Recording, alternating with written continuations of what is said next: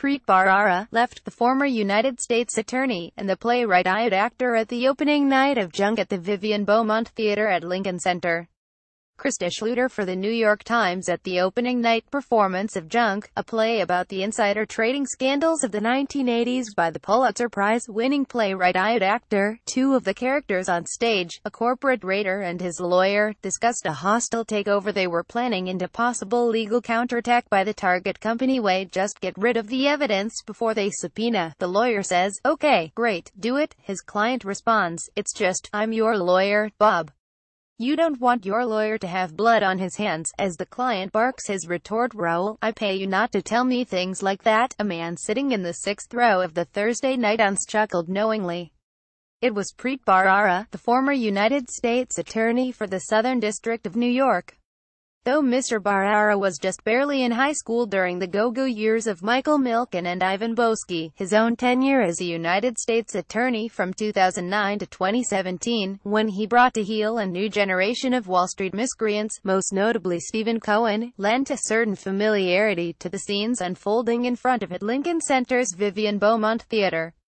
His handling of the Cohen case, in particular, in which Mr. Cohen's hedge fund, SAC Capital Advisors, pleaded guilty to insider trading and paid a record $1.8 billion penalty, made him something of a household name, landing him on the cover of Time as well as on the list of its 100 most influential people of 2012, and even reportedly inspiring the character of Chuck Rhodes, played by Paul Giamatti, in Billions. A New Yorker 2016 profile, headlined "The Showman," in print, was more direct. In the web version, "The Man Who Terrifies Wall Street." That fame only increased after perhaps the most dramatic event in his legal career, being forced out of his position by President Trump on March 11. Mr. Bharara went on the offensive almost immediately, posting his version of events on the Twitter account he had started only 5 days earlier. "I did not resign," Mr. Bharara stated. "Moments ago I was fired. Being the U.S. Attorney will forever be the greatest honor of my life." The tweet got 63,000 retweets and 133,000 likes. He now has 495,000 Twitter followers. Since that acrimonious parting, Mr. Bharara has begun to build a nascent media empire. In addition to signing on as a visiting professor at New York University School of Law, he is also a paid commentator on CNN, has signed a book contract with Knopf. "The thought of the July deadline for his manuscript is a bit scary," he said, and has started a podcast. Stay tuned with Preet Bharara, with his brother Vinit, a technology entrepreneur. And he has kept up his gimlet-eyed observations of the Trump administration. "If Donald Trump fires Robert Mueller, he should be impeached," Mr. Bharara tweeted on October 31. At the Junk opening, Mr. Bharara, dressed in a boss suit and a canali tie close to, but not quite the Brooks Brothers and Brioni uniform of the predatory Wall Street kings cited in the play's opening lines, seemed as much a celebrity as some of the actors who had also been invited, among them Gretchen Mol, David Schwimmer, Jonathan Groff and Asif Mandvi.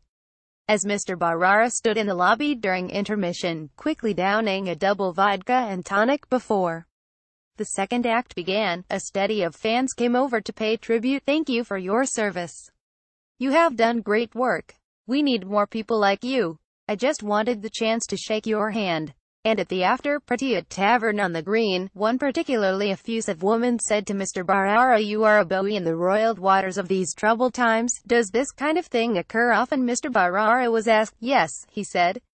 "This is what happens when you are fired by the president."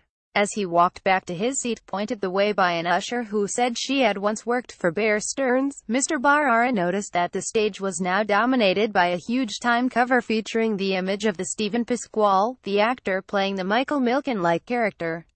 "My picture was better," Mr. Bharara said, laughing. Once seated, he said that he was enjoying the play. "It's quite well written," and added that one scene in particular seemed especially knowing about the world he once inhabited, one that showed a government informant fumbling his attempts to draw out incriminating statements from his boss in a wiretapped phone conversation. "There is a lot of speculation right now about whether George Papadopoulos was wearing a wire, people saying that if he wore a wire, he must have gotten good information," Mr. Bharara said of the man who recently pleaded guilty to lying to the FBI as part of the Robert Mueller investigation into the 2016 election.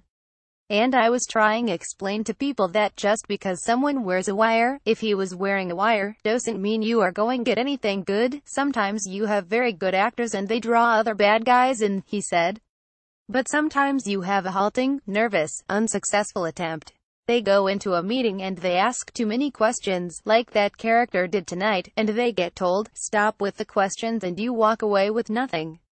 That's what went on at that scene. It rang totally true. The playwright and Mr. Bharara had met briefly in the lobby before the play started, with Mr. Actor telling Mr. Bharara, "You are such a hero to me, not just because our shared background," referring to their South Asian heritage, "but also because of all you have done for this country." At the after-party, a surprising number of people wanted to talk about Mr. Bharara's podcast, which seems to have attracted a devoted following in its short 10 years. "Preet, you are Preet, aren't you?" an elegantly dressed woman called out as Mr. Bharara passed by on his way to the buffet station of sliders and French fries. She beckoned him over to her table. "I just wanted to tell you I love your podcast," she said. "It's just tremendous." "Thank you," Mr. Bharara said. "It's number 5 on iTunes this week." Then he laughed, and added, "Not that I'm checking." With that, he was soon out the door, on his way home to Connecticut. He left his last words for Twitter, posting this review the next morning: "I thoroughly enjoyed the new play Junk by Pulitzer Prize winner Ayad Akhtar." Insider trading brought to the stage. A version of this article appears in print on November 5, 2017, on page ST10 of the New York edition with the headline, "At Theater, an ex-prosecutor sees a very familiar world."